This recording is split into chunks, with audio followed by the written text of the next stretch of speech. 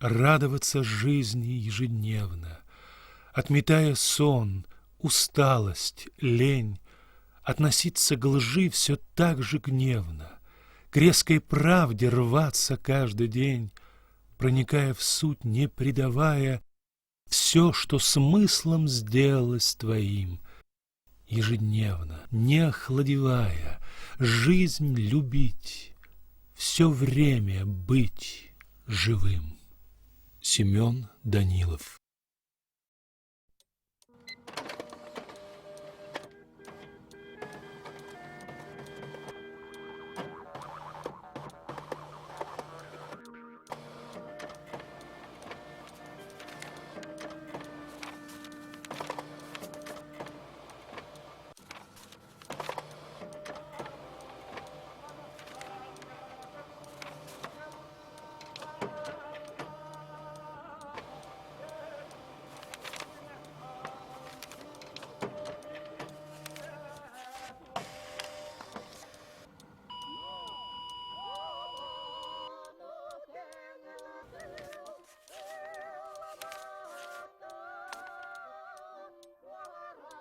Уважаемый господин Владимир Петрович, 8-10 марта 2004 года Форум по трубопроводам природного газа Северо-Восточной Азии и Исследовательский центр Китая проводит международную конференцию. Мы надеемся на встречу с вами в марте и на ваш неоценимый вклад в эту конференцию.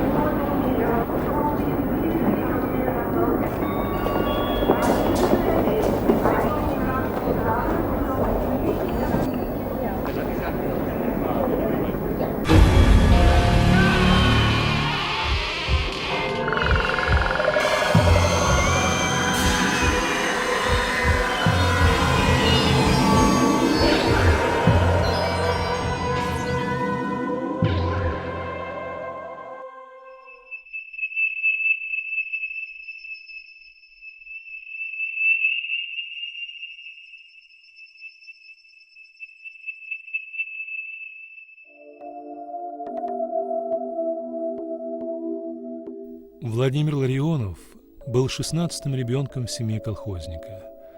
Родившиеся братья и сестры умирали в раннем возрасте, и единственным помощником у родителей был Володя.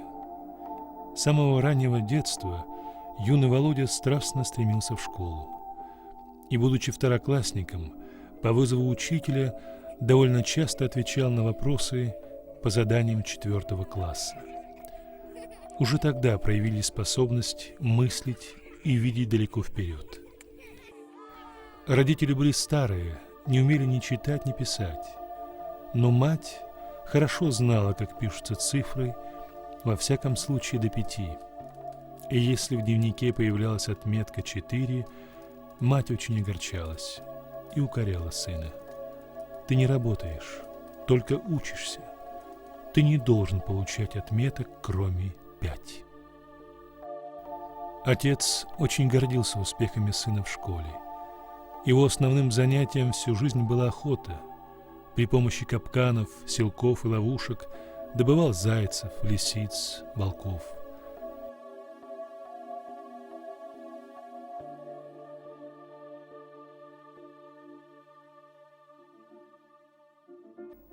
Они очень любили сына.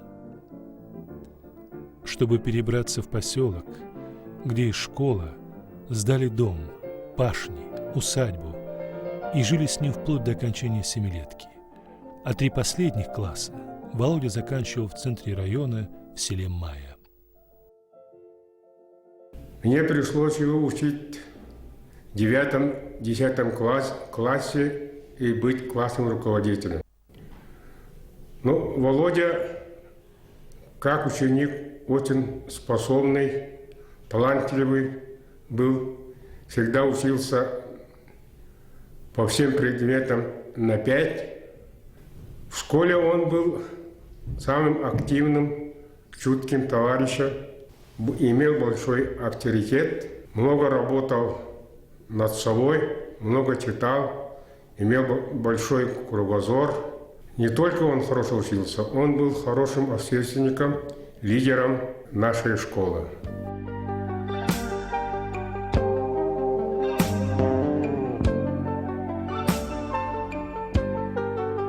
О Володе говорили, он был хроническим отличником. Но он ни разу не попал ни в Артек, ни в республиканские сборы. Каждое лето в каникулы работал. Окончил школу с золотой медалью. Это был второй подобный случай в истории района. Да и в масштабах всей республики в те годы выпускник, золотой медалист – большая редкость.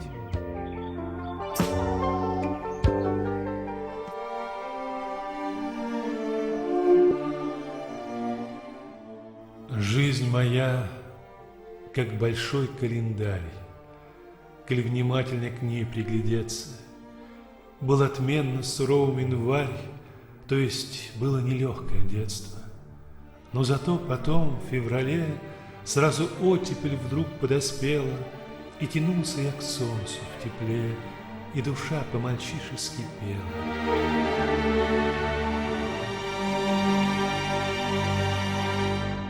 Родители настаивали ехать в Якутск, где обучают учителей. Но наступил период юношеского максимализма. Володя считал, что будущее родного края будет зависеть от специалистов физико-технического профиля. Он твердо решил ехать поступать в Московское высшее техническое училище имени Баумана. Деньги на дорогу и на житье первые месяцы собрали 12 семей поселка, добытые практически неоплачиваемым колхозным трудом. После 17-дневного путешествия, лишенные всякого комфорта, но оставившие восторженные воспоминания, юный Володя достиг Москвы, которую все тогда воспринимали с чувством преклонения и восхищения. Юный Володя начал знакомиться с Москвой.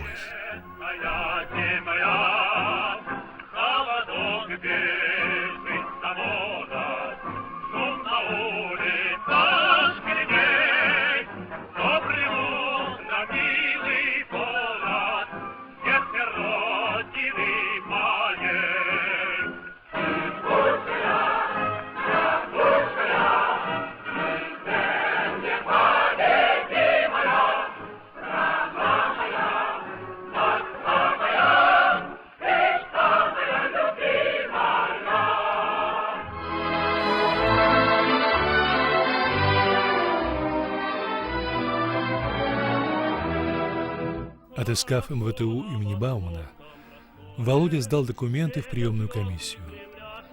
По результатам собеседования по физике и математике был зачислен на механико-технологический факультет, где сразу же ему предоставили место в общежитии. Первое время мы жили на станции Ильинская, в связи с тем, что в Москве с общежитиями было трудно. Очень много училось здесь китайцев, им преимущественно общежития давали. Ну и, в общем-то, для 14 тысяч студентов, которые в МВТУ учились, не хватало. Действительно не хватало мест в общежитии. Ну, там был студенческий городок, построенный по типу финских домов. Деревянные двухэтажные корпуса, в которых мы жили. Я, честно говоря, как днем выглядят эти корпуса, так и не увидел, потому что утром рано в 6 уезжали и приезжали где-то под 12 ночи. Вот. Но бывали воскресные дни, когда можно было осмотреться вокруг. И уже тогда я слышал, что есть такой чудак, который из Ильинки в город ездит на велосипеде. Это большое расстояние, когда на электричке едешь 45 минут, а здесь вот такой есть товарищ. Я только потом узнал, что это наш Володя. Мы сами по специальности инженеры-механики, и наша главная специальность – резание. Вдруг Володя ближе к концу переспециализировался и решил заняться сваркой. Я у него как-то спрашиваю, вот, почему ты выбрал сварку? Он мне говорит, что на севере главная проблема – это металловедение и хладостойкость конструкций. И особенно сварных конструкций, потому что скоро себестоимость добычи золота будет дороже, чем само золото, из-за того, что очень много холод перемалывает горной техники. И вот как я поэтому выбрал, хочу принести пользу своему краю. Из письма Владимира Ларионова родителям. Какая богатая наша Якутия! Какая красивая, щедрая природа! Какой у нас дружелюбный, душевный, трудолюбивый народ! Нет нигде такого прекрасного, богатого, ставшего кладовой полезных ископаемых всей земли уголка, как наша щедрая Якутия. Нам надо воздвигать заводы, чтобы освоить несметные богатства нашей Якутии на пользу народу. Для этого нужны люди, хорошие, знающие специалисты. Как они нужны нам! Ты, мама, не смейся. Хорошо? Очень хорошо это обдумай, чтобы в ближайшие годы освоить все наши природные богатства. Нужно подготовить очень много разносторонне образованных специалистов. В Южной Якутии открыты важные для Советского Союза месторождения железа. О том, что железо нам очень нужно, я и не говорю. Начиная от столовой вилки и кончая тракторами, все делается из железа. Это, мама, ты знаешь. Как мне сейчас представляется, я готовлюсь стать человеком, причастным к использованию железа Южной Якутии. Так что, мама, ты пойми, что я обязан стать работником, специалистом не ради только своего счастья, вашего счастья. Я должен стать нужным для всей нашей Якутии специалистом. Владимир Петрович много внимания и времени уделял деятельности в якутском землячестве, принимал активное участие в различных общественных мероприятиях, с упоением слушали Лемешева, Козловского в Большом театре. Его первое в жизни посещение театра состоялось с принцессой Турандот в театре имени Вахтангова. Вечерами Володя вспоминал любимую девушку. Как она там? Из письма Ларионова Люции. Часто думаю я о наших с тобой отношениях. Я был поистине счастлив в тот солнечный день 23 июня 1960 года, когда из кабинета, роняя туфельку и подпрыгивая, ты подошла ко мне впервые, красивая девушка, и протянула через порог руку. Ты отложила книжку, я сел на диван, ты спрашивала о Москве, о москвичах, о Доре и даже о моей персоне, как дела, мол. Ответил я довольно нескладно, почему-то смущался и в то же время был счастлив.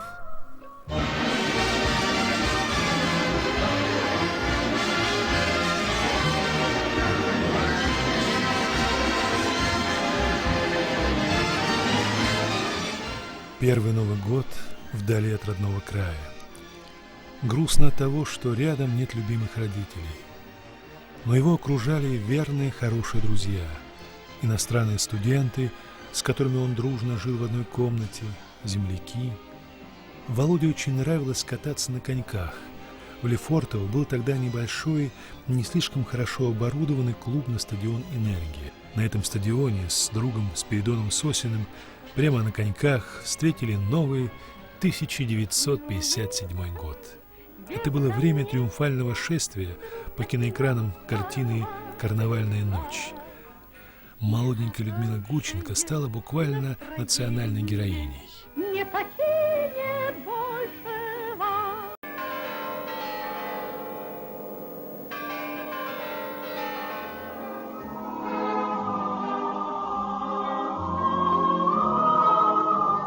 Не слышны в саду даже шорохи, все здесь замерло до утра. Если б знали вы, как мне дороги под Москвой. Будучи академиком Российской академии наук, Владимир Петрович выделил 3 самые основные события своей жизни. Это победа всего советского народа в Великой Отечественной войне. Ему было тогда 7 лет.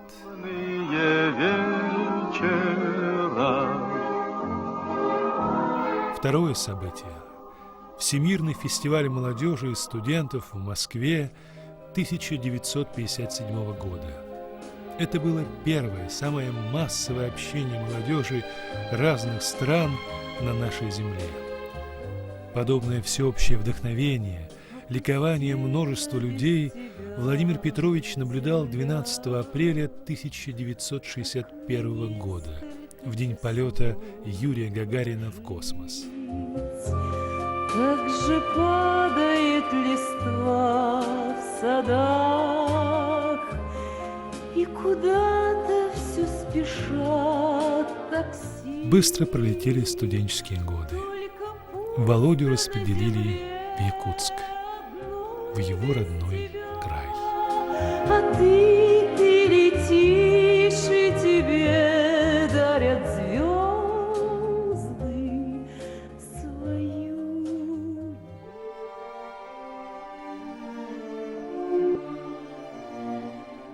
Стал как будто немножко умней, повзрослел, посерьезнел, а позже знал немало я солнечных дней и в июле, и в августе тоже. И брожу в сентябре, в октябре, и дорожки в саду разметаю, урожай у себя на дворе, как дотошный крестьянин считаю.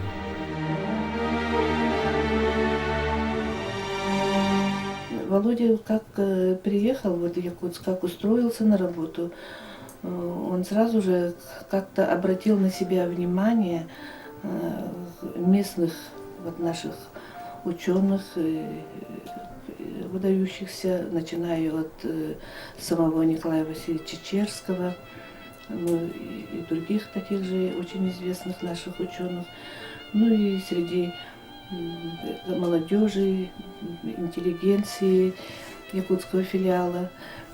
Он как бы стал сразу популярным человеком. Он работал сначала в комитете комсомола филиала, потом членом горкома комсомола города Якутска. Через где-то 4 года он уже был профсоюзным лидером якутского филиала, Сибирское отделение Академии наук.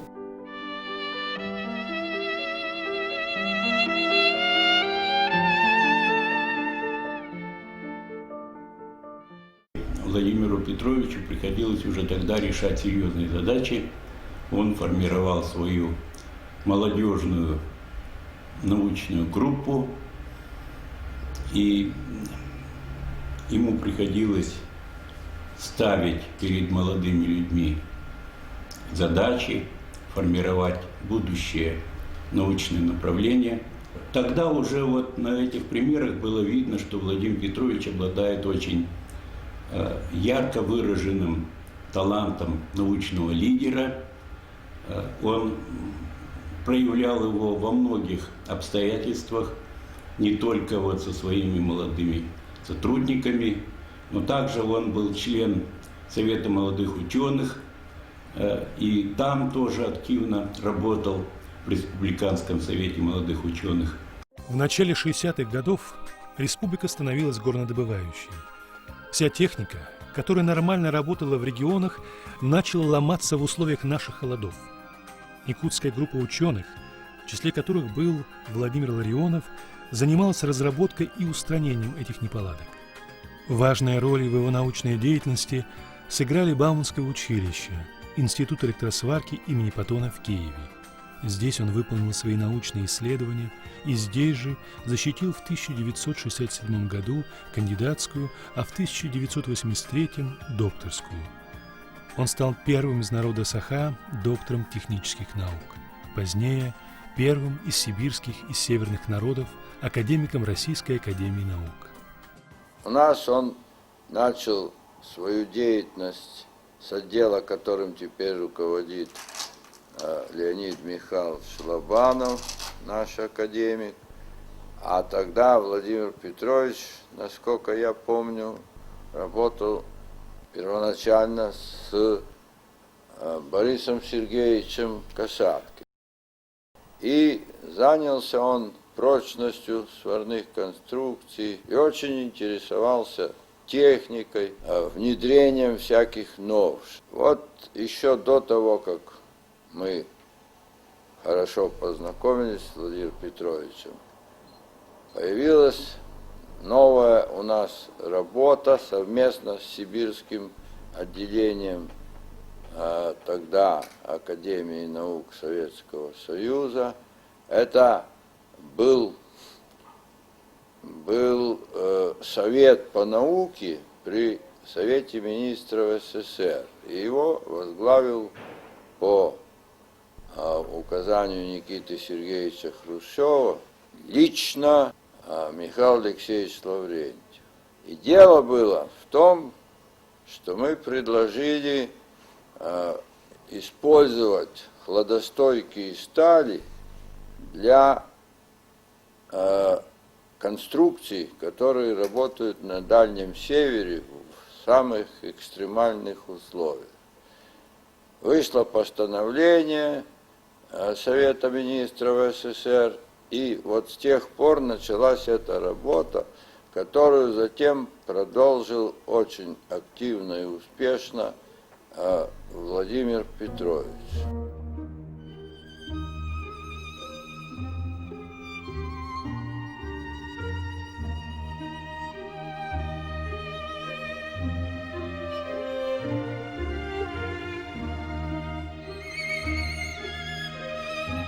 Владимир Петрович достаточно быстро защитил кандидатскую диссертацию, провел большой объем исследований и в сравнительно короткий срок защитил докторскую диссертацию.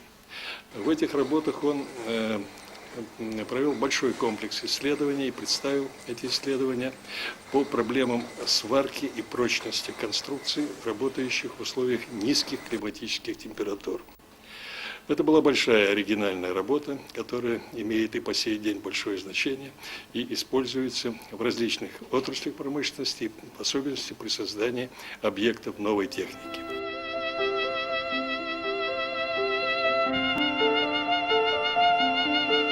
Володя очень любил своих родителей, особенно свою маму Варвару Николаевну, ну и отца Петра Ивановича, которого глубоко уважал.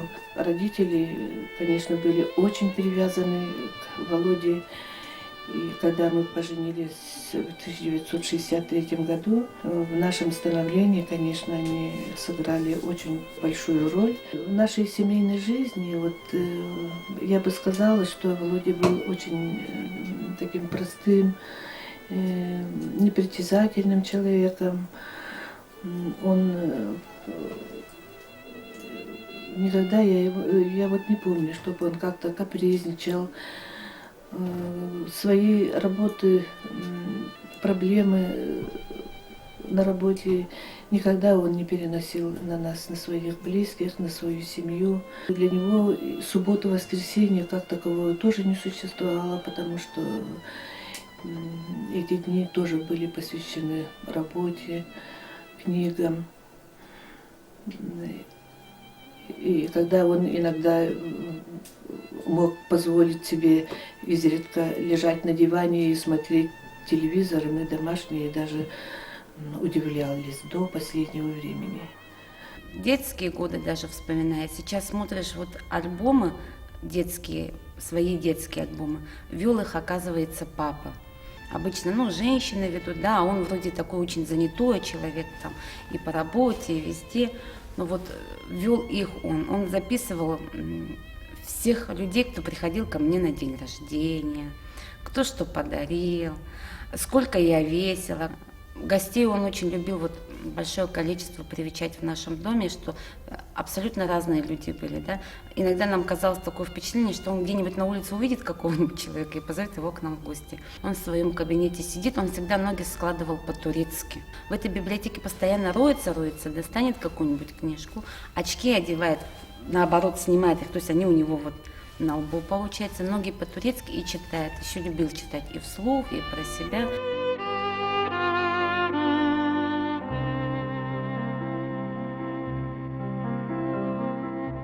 Хладостойкость материала и хладостойкость сварных швов. Это не только в общем машиностроении, но это и в авиации, это и в ракетной технике. Вот эта сторона работы, это специфика того института, которым руководил Владимир Петрович. Физико-технические проблемы Севера. Сварка и ракетно-космическая техника. Казалось бы, имеет много общего в технологическом плане. Это действительно так. Все баки ракеты, все корпуса ракет – это полностью сварные конструкции. Вот это одна сторона направления научной деятельности Владимира Петровича, которая очень широко применялась в технологии производства ракет.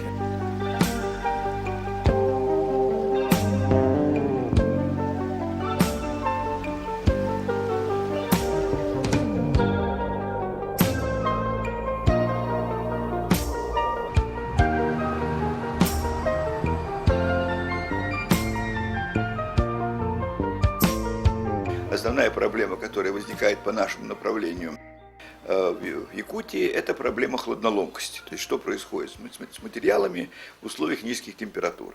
И вот тут мы вместе как раз с Владимиром Петровичем и вместе с Юрием Степановичем обдумывали, как правильно поставить работы, как поставить эксперименты, можно ли использовать японские разработки. И, в общем, как-то наметили план действий, который как-то потом более-менее в какой-то степени выполнялся. Результаты его исследований нашли практическое применение в крупнейших машиностроительных объединениях союзного и российского масштаба, таких как Уралмаш, БелАЗ, Крастешмаш, Ижорский завод, в крупных производственных предприятиях Республики Саха.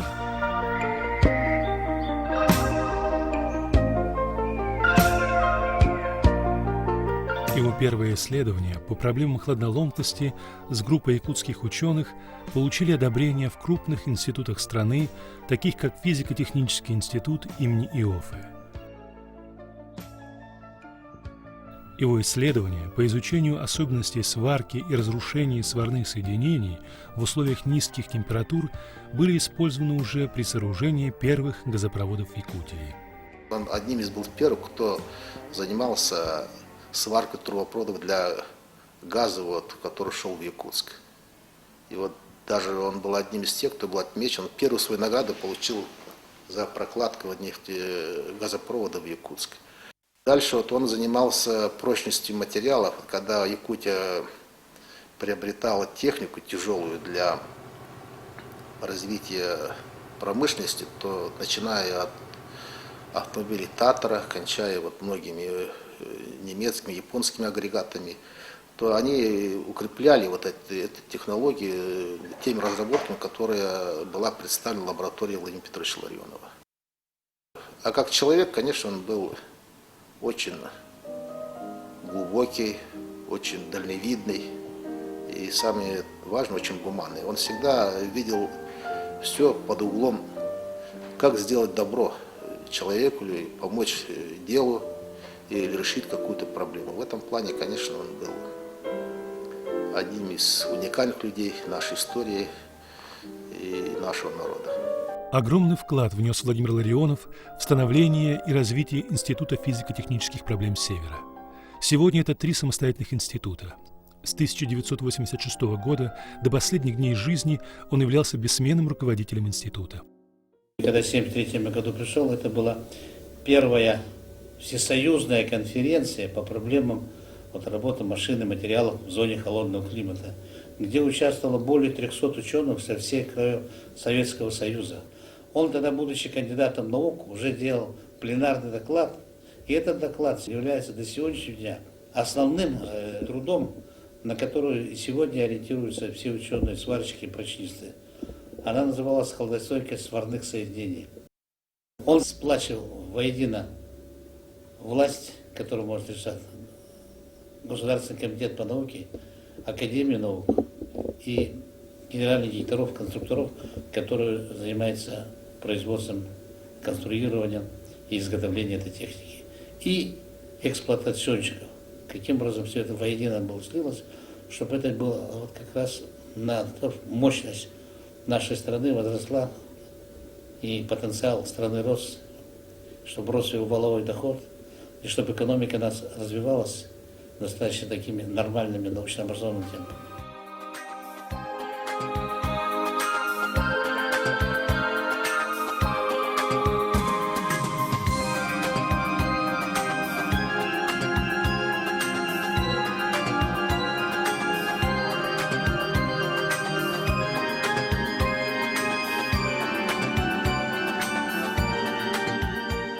Конец 80-х. Не лучшие времена для советского народа. Отрывок из интервью Владимира Ларионова.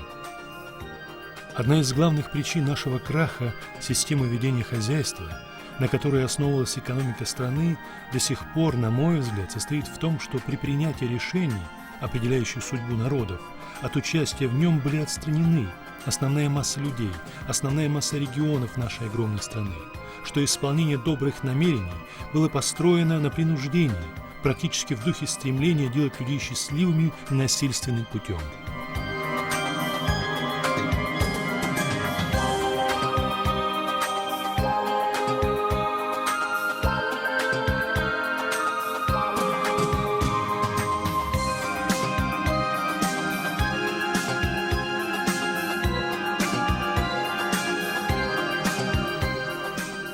В этом смысле принятие и развитие суверенитета в национальных республиках и субъектах России вселило надежду у широких кругов населения.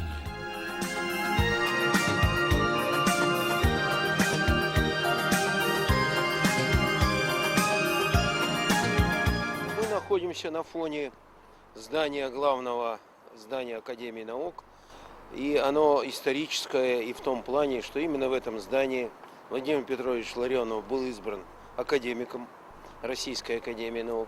Именно в этом здании было подписано вместе с президентом Республики Саха-Якутия Николаевым и президентом Российской Академии наук Осиповым первое соглашение о сотрудничестве якутской науки, Якутской Республики с Академией наук России. Здесь Владимир Петрович участвовал в работах многочисленных симпозиумов и в работе своего отделения. Поэтому этот фон, и это вообще здание красивое, монументальное, дает представление и о том монументальном, выдающемся вкладе Владимира Петровича и в российскую науку в целом, и особенно самоопределение народа Саха и его вклад в мировую науку и культуру. Пример жизни Владимира Петровича – это яркий пример сочетания высокого уровня фундаментальных исследований и практического использования этих результатов. Он никогда, думаю, даже в мыслях не делил, что важнее. Важно только, чтобы и то, и другое было самого высокого уровня. Мне посчастливилось вместе с ним проехать по ряду улусов, причем хорошей такой компании с академиком Лаврентьевым, доктором Враговым, академиком Соболевым. Мы читали лекции для талантливых ребят. Это тоже было такое время, или такой интервал моей жизни, когда я приобщился и к национальной культуре, и увидел, насколько талантливые люди. И я после этого, у меня родилась такая поговорка, и я первый сказал Владимиру Петровичу, что у нас сибиряков, чем более суровый климат, тем более мягкое сердце. И самое мягкое сердце и добрая душа – это в Якутии, поскольку там довольно суровый климат. И вы знаете, я однажды ему сказал: Владимир Петрович, мне кажется, вы живете по таким принципам, что вы действуете всегда целенаправленно и превращаете это в состояние души. Вы знаете, это ему относится 100%. И вот общаясь с ними, с Владимиром Петровичем и с его командой, обогащаешься. Владимир Петрович придавал важное значение подготовке молодых научных кадров. Когда я в 1992 году стал директором департамента по подготовке кадров при президенте Республики Саха-Якутия, мы с ним очень много обсуждали, разговаривали по поводу программы подготовки высококвалифицированных кадров и научных специалистов. И тогда Владимир Петрович настойчиво добивался, чтобы мы переориентировали нашу молодежь от гуманитарных специальностей на технические специальности. В этом плане, конечно, что-то было достигнуто, я должен сказать об этом. Когда мы уже в 1998-1999 году могли говорить об элитной инженерной подготовке научных кадров для Республики Саха-Якутия. В середине 90-х вместе с японскими, китайскими и южнокорейскими учеными-нефтяниками выступил инициатором создания межгосударственной организации по строительству системы трубопроводного транспорта газа в Юго-Восточной Азии. Регулярно проводились симпозиумы в Токио, Пекине, Улан-Баторе, Якутске и Иркутске. Проведение было вызвано стремлением стран Азиатско-Тихоокеанского региона к интеграции с целью создания трансазиатской сети газопроводов. В своем последнем, трагически прерванном турне он летел на очередную конференцию в Шанхай, где предполагалось его избрание президентом этого форума. Владимир Петрович был очень светлый человек, очень светлый человек. Его отличительной чертой и как ученого, и как человека был оптимизм. Он был очень улыбчивый человек, очень такой человек внимательный, доброжелательный. И с ним было прекрасно работать. Всегда для сложных проблем, говорят, есть два выхода. А с Владимиром Петровичем всегда было три выхода.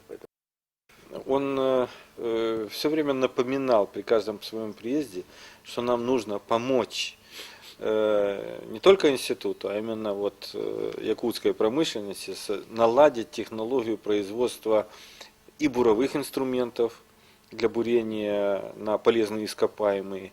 И он говорил, что у нас очень много камня, хорошего, красивого камня, который мы могли бы обработать и строить именно Якутск.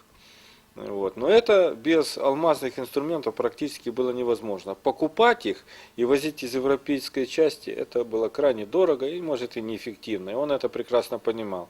И он хотел, чтобы мы помогли наладить это производство серийное инструментов для того, чтобы можно было делать, так сказать, для Якутии, решать целый ряд интересных производственных задач. Я думаю, что это было нам по силу, а если, так сказать, сейчас этот, скажем, общий интерес поддержан, я думаю, мы найдем возможность обязательно, так сказать, встретиться и наладить, так сказать, помочь, чем мы будем, так сказать, способны. У Владимира Ларионова много учеников, на которых он возлагал большие надежды. Они по праву обладают профессиональным и человеческим качеством для успешной деятельности, прежде всего в условиях якутской Саха-земли. Занимают ведущие должности в приоритетных отраслях в Республике Саха-Якутия. Мы все прекрасно знаем, что Владимир Петрович Ларионов был исключительно разносторонним человеком, Мы знаем, что Владимир Петрович был великолепным ученым.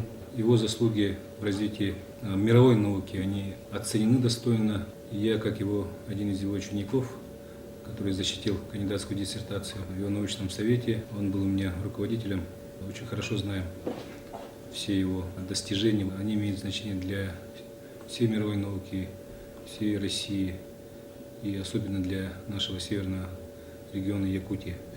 Заслуги его неоценимы. Он участвовал в создании Института неметаллических материалов Сибирского отделения Академии наук. Он организовал Институт нефти и газа. Он участвовал в создании Института горного дела Севера. Владимир Петрович огромное количество учеников. И все, безусловно, все без исключения высоко оценивают его достижения в науке. Также Владимир Петрович, как вы все прекрасно знаете, был видным государственным деятелем, неоднократно избирался депутатами Верховного Совета Республики, Верховного Совета Советского Союза. Я, будучи знаком с Владимиром Петровичем, практически постоянно обсуждали все насущные вопросы, с которыми сталкивалась республика до последнего момента. И то, что сегодня мне доверено народными депутатами возглавить Государственное собрание, тот опыт, который я перенял с общения с Владимиром Петровичем, безусловно, имеет большое значение. В Московском высшетехническом университете имени Баумана, в галерее выдающихся выпускников этого заведения, рядом с титанами мировой российской науки, висит портрет академика Ларионова, выдающегося человека, якутского Ломоносова. В начале перестройки он принимал активное участие в создании предприятий новой формации.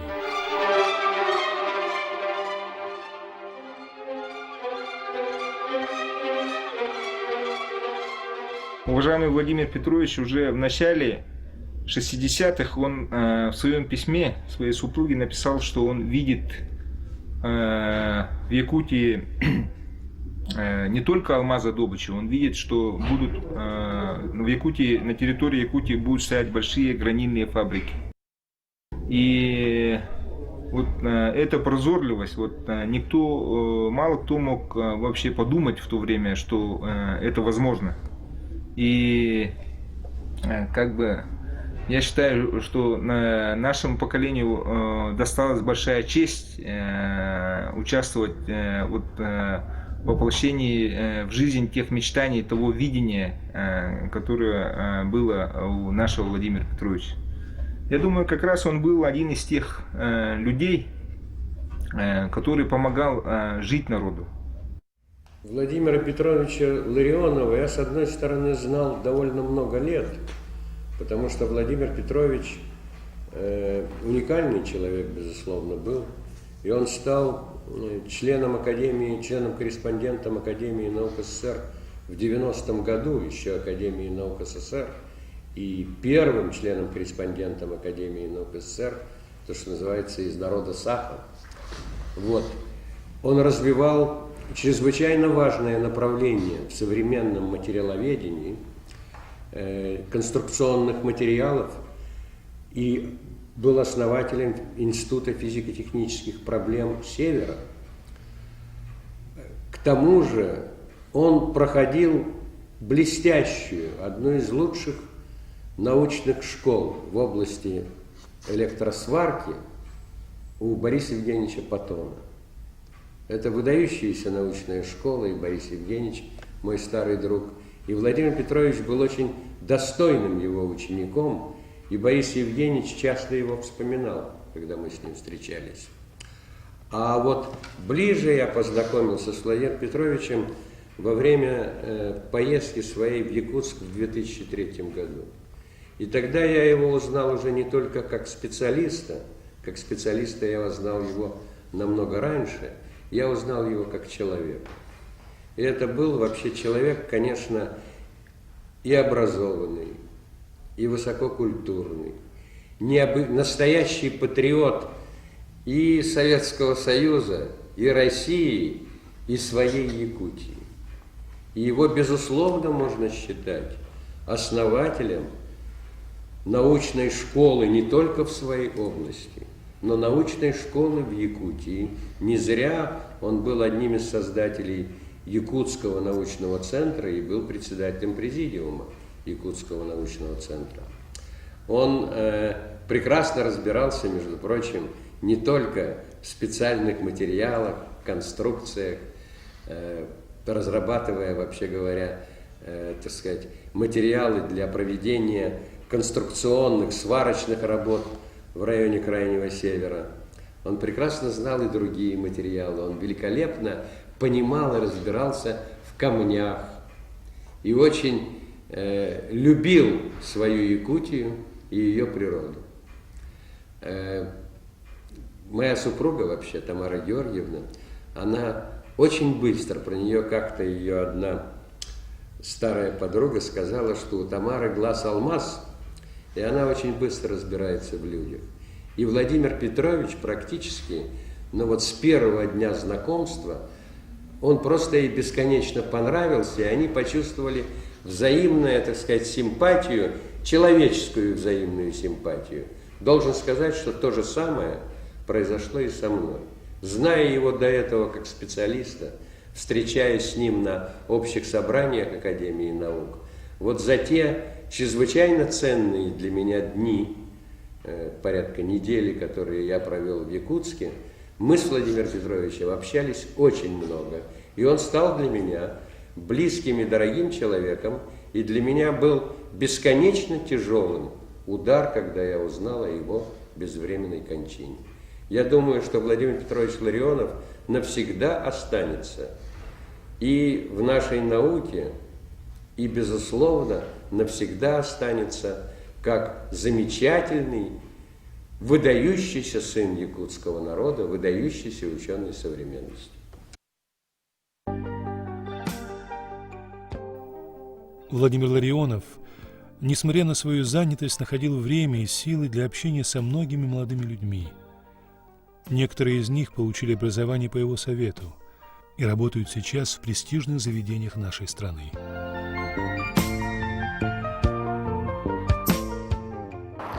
Владимир Петрович со мной связывает очень многое. Он как мне отец, как мой учитель, самый ближайший друг.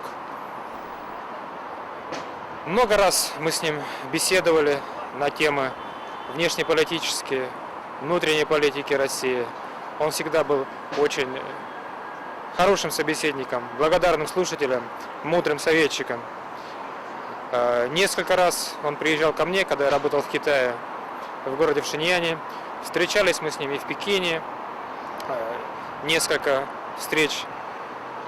Помню, он приезжал на конференции различные, связанные как с внешней деятельностью, международной деятельностью, так и по линии Якутии. Вообще Владимир Петрович величайший человек, сумел еще в те времена понять, что будущее за Востоком, что республике нужно налаживать связи не только с центром, с Москвой, но и смотреть гораздо дальше на Японию, Китай, Корею. В общем-то, он один из тех, кто начинал работу внешнеэкономической деятельности нашей республики в сторону Востока, Азиатско-Тихоокеанского региона.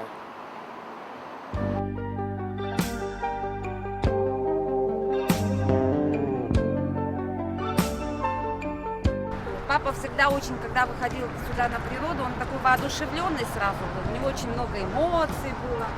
Он начинал прямо вот всю красоту описывать, рассказывать сразу, напевал песни, очень любил петь, и притом часто пел по-якутски. И вот даже я вот вспоминаю, вот когда мы переправлялись на ту сторону, в зимнее время, да, сокращали путь тут по ледовой дороге, и подъезжали к Ламтуке, как на родную Мегино Каргаласскую землю, он сразу начинал петь. Он всегда был за рулем, на УАЗике, и идя Сахалы, Лан. Просто вот подъезжали, проезжали даже мимо, вот где похоронены его родители, а он все время это говорил: «О, моя буткеля, кыс буткеля, дараба Ламтука, гадин». Bu atın Балаш.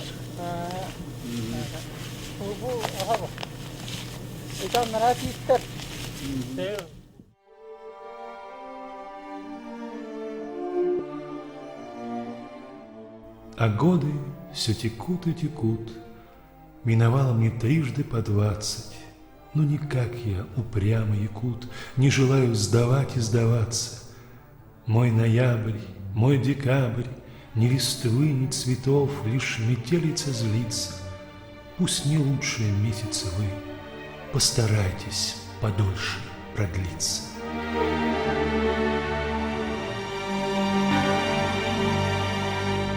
Это любимая дача Владимира Петровича.